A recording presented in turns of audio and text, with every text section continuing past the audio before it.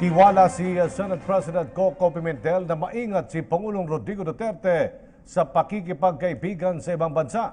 Ito ay sinabi ni Pimentel nang tanungin kung sang-ayon ba siya sa suwestyon ni Supreme Court Senior Associate Justice Antonio Carpio sa Pangulo na pag-isipang muli ang pakikipag-ugnayan sa bansang China. At ayon kay Pimentel, ugali naman ng Pangulo na balikan at suriing muli ang ating relasyon sa ibang mga bansa.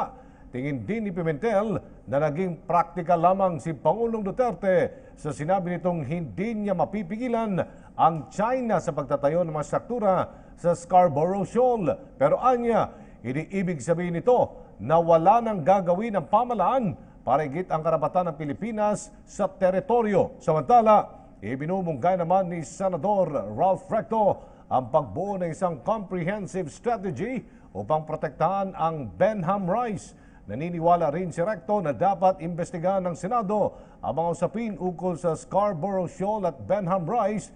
Ito'y hindi para maganap ng masisisi, kung hindi para malaman lang ang mga plano ng pamahalaan sa mga ito.